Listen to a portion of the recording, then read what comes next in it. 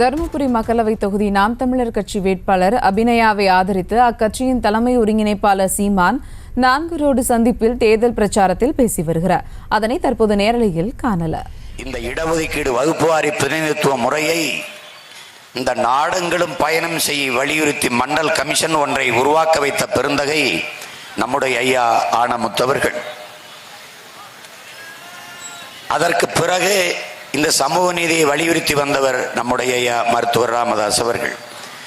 அதற்கு பிறகு அவர் வழியே உங்கள் பிள்ளைகள் நாங்கள் தான் இந்த சாதிவாரி கணக்கெடுப்பு சமூக நீதியை வலியுறுத்தி போராடி வருகிறோம்.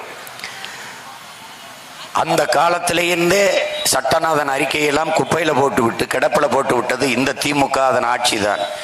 இந்த திராவிட கட்சி ஆட்சிகள் எதுவுமே சாதிவாரி கணக்கெடுப்பை எடுக்க மாட்டார்கள். காரணம், தமிழர் அல்லாதோர் எவ்வளவு இந்த இடஒதுக்கீடை தமிழர்களுக்கு கிடைக்க வேண்டிய வாய்ப்பை அவர்கள் பயன்படுத்துகிறார்கள் என்று தெரிந்துவிடும். எங்களுடைய கோட்பாடு மிக எளிது. என் அன்பு மக்களே, எடுத்து கொடுக்காதீர்கள், எண்ணி கொடுங்கள் என்கிறோம். அள்ளி கொடுக்காதீர்கள், அளந்து கொடுங்கள் என்கிறோம். 5 பேர் இருக்கிற வீட்டுக்கு 50 பேர் சாப்பாடை அனுப்பாதீர்கள். 50 பேர் இருக்க வீட்டுக்கு 5 பேர் சாப்பாட்டை அனுப்பாதீர்கள். அது சமூக நீதி அல்ல, அநீதி என்று சொல்றோம். 50 பேர் இருக்கிற வீட்டுக்கு 50 பேருக்கான சாப்பாடை கொடுங்கள், அதுதான் சரியான சமூக நீதி.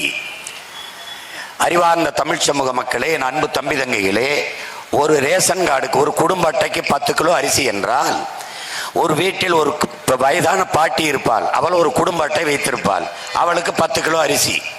ஒரு வீட்டில் 10 பேர் இருப்பார்கள், அவர்கள் குடும்ப அட்டை வைத்திருப்பார்கள், அந்த குடும்ப அட்டைக்கு 10 கிலோ அரிசி என்றால் இது சமமான பங்கீடா பகிர்வா என்பதை நீங்கள் யோசியுங்கள். சாதிவாரி கணக்கெடுப்பு, பெரியார் மண், சமூக நீதி காத்தவர்கள், சமூக நீதி காவலர்கள் என்று பேசிக்கொண்ட இவர்கள் ஏன் குடிவாரி எண்ணி கணக்கெடுத்து பன்னியரா எவ்வளவு, எங்க ஐயா 2 கோடி என்கிறார். இல்லைங்க, 1.5 கோடி தாங்க இருக்குது, 1.5 கோடிக்கு இந்தாங்க அந்த இடத்தை கொடு. கவுண்டரா 1.5 கோடியா 2 கோடியா என்ன இந்தா கொடு. தேவரா கல்லர் எவ்வளவு, மரவர் எவ்வளவு, அகமுடையர் எவ்வளவு, எண்ணி கொடுத்துரு. எங்களுக்குள் எந்த பிரச்சனை வராது, எந்த சண்டை வராது. சாதியை ஏற்றதாளவற்ற சமதர்ம சமூகம் படைக்க இருக்கிற இறுதி வாய்ப்பு எல்லாருக்கும் உண்டானது. எல்லாருக்கும் கிடைத்தால் எந்த ஏற்றதாழ்வும் இருக்காது. இதான் கோட்பாடு. பீகாரிலே நிதிஷ்குமார் எடுத்து கொடுக்கிறார். அது மாநில அரசே முடிவு செய்து எடுக்கிறது. ஆனால் தமிழ்நாட்டிலே எடுக்க மறுக்கிறார்கள். இவர்களை கேட்டால் மத்திய அரசு எடுக்க வேண்டும் என்கிறார்கள். பாரதிய ஜனதா அரசு, அந்த கட்சி இந்த கோட்பாட்டுக்கு எதிரானது. அவர்கள் எடுக்க மாட்டார்கள். திமுக எடுக்காது. ஏன் எடுக்காது? நாங்கள் எங்களுக்கு 2 அமைச்சர், நாங்கள் கோணார்களின் எண்ணிக்கை எவ்வளவு?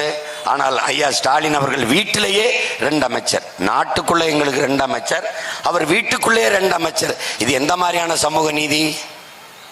எப்படிப்பட்ட சமூக நீதி?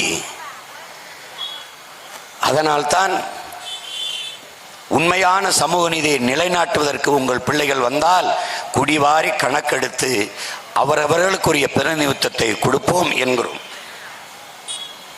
அதை அறிவார்ந்த தமிழ் சமூக தம்பி தங்கைகள் புரிந்து கொண்டு எளிய பிள்ளைகள் எங்களுக்கு அதிகாரம் கொடுக்க வேண்டும்.